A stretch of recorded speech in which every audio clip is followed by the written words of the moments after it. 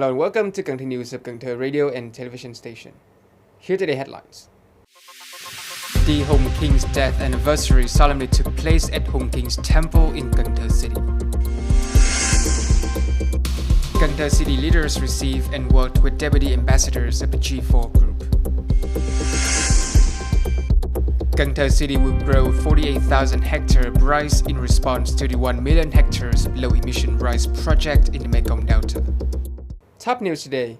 On April 18, the 10th day of the third lunar month, the Hùng Kings Death Anniversary solemnly took place at Hùng Kings Temple in Cần Thơ City. Attending the ceremony were leaders and former leaders of Cần Thơ City, Hậu Giang Province, Cần Thơ Province, and Mekong Delta provinces through different terms. Speaking about the history of the nation's construction and honoring the achievement of the Hùng Kings, Mr. Đặng Vy Trường, Vice Secretary of the City Party Committee, Chairman of the People's Committee of Cần Thơ City, and Chairman of the 2024 Hùng Kings Commemoration Ceremony delivered a speech. The anniversary of Hùng Kings' death has grown to be a significant national holiday that symbolizes respect for and sincere thanks from future generations to their forefathers. At the ceremony, the custom of offering water, wine, flowers, and incense were dutifully carried out in that spirit. In addition to solemnly carrying out these rituals, Cần Thơ City and the Mekong Delta as a whole are demonstrating their resolve and effort to successfully implement the resolution for the 2020-2025 term, maintain national defense and security, and strive to emulate socio-economic development. On April 17 morning, Vice Chairman of Cần Thơ City People's Committee, Mr. Nguyễn Ngọc Hè, and many departments received and worked with Deputy Ambassador of the G4 groups, including the Canadian Embassy, New Zealand Embassy, Norwegian Embassy, and Swiss Embassy. According to the delegation participants, their main goal is to visit the Mekong Delta and gather information about the area, particularly local strategies for addressing or adapting to climate change and its effects on local populations. Vice Chairman Nguyễn Ngọc Hè gave the delegation information about the city's qualities, possibilities, and advantages when it comes to responding and adapting to drought and food shortage crisis. The city is always on high alert due to the increasingly evident effects of climate change, natural disasters, and even man-made disasters. The city is eager to share its experiences and solicit assistance from the G4 ambassadors because it also lacks practical experience. This is particularly true in areas like enhancing public awareness of climate change and its solutions, addressing the issues of people's livelihoods, lowering methane emissions, cutting back on plastic waste, storing water, and preventing river erosion. On April 17 afternoon, Cần Thơ City Public Security held the fourth meeting of the Police Advisory Force of provinces and cities in the Southwest region in 2024.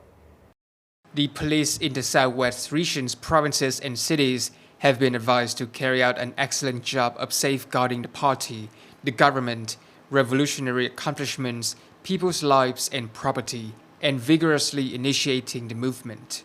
The collective effort to safeguard national security, the persistence of the socialist-oriented reform path, the renewal of thought, the innovative organization, and the commanding leadership style, the organization of summaries of numerous important subjects, themes, and cases to draw lessons for the construction and development of police work theories, the protection of political security, the reduction of crime and breaking the law, social evils, etc.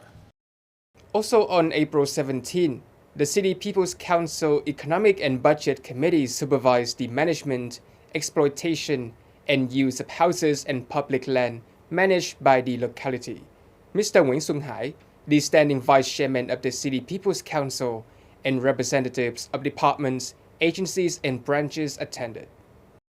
Aside from the outcomes, there are still many issues with how public housing and land are managed, exploited, and used. Among them, a few public lands like markers make an administration challenging. Certain units don't give enough thought to how homes and land are arranged and managed. Due to lax administration, certain housing and land facilities are encroached upon and utilized improperly.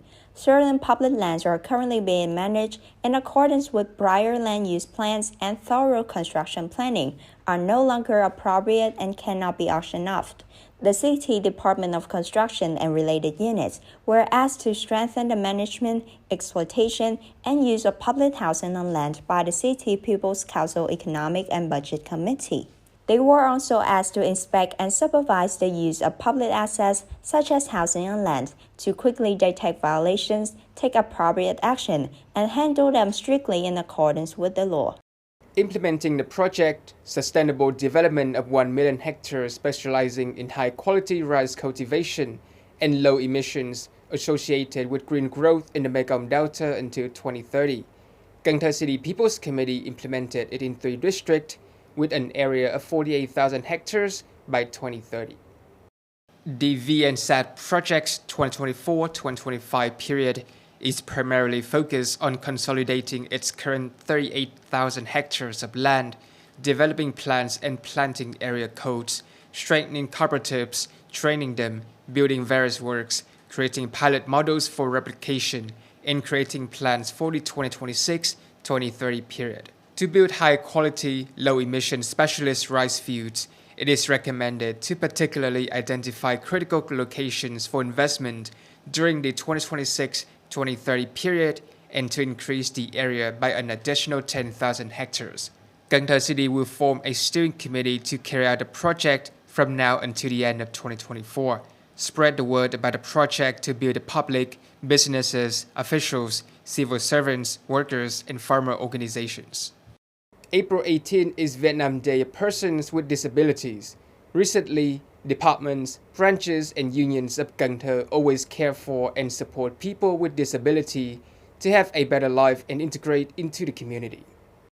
At present, 21,194 individuals in Cần Thơ City with severe disabilities are getting monthly social protection benefits, amounting to about 16 billion Vietnamese dong in total. There are always policies and initiatives to support individuals with disabilities at all levels in all departments, branches, and unions.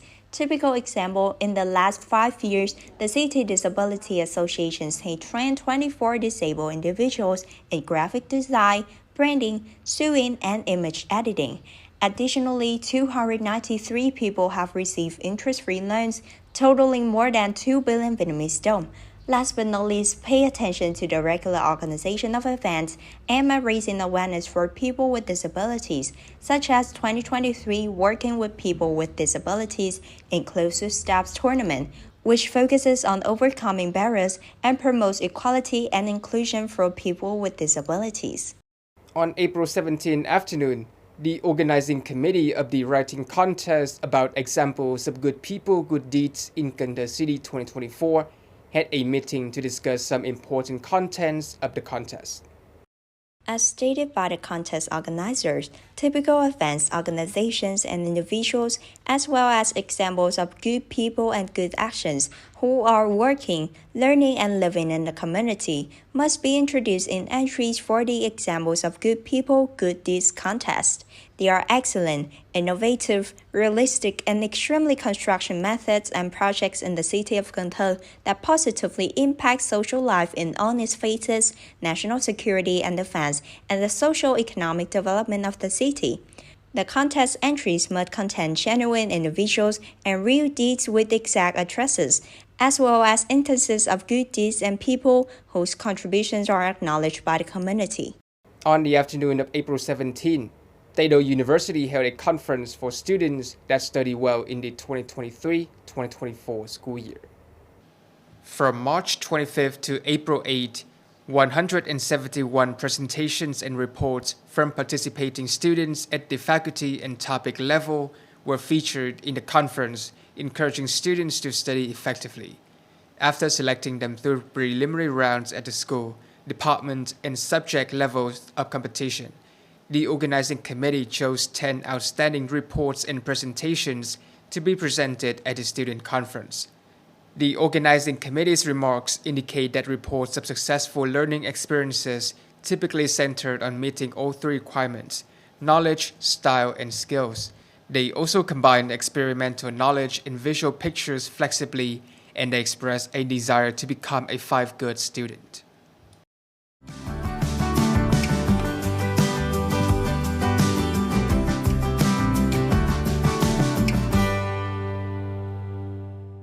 Coming up next is the weather forecast.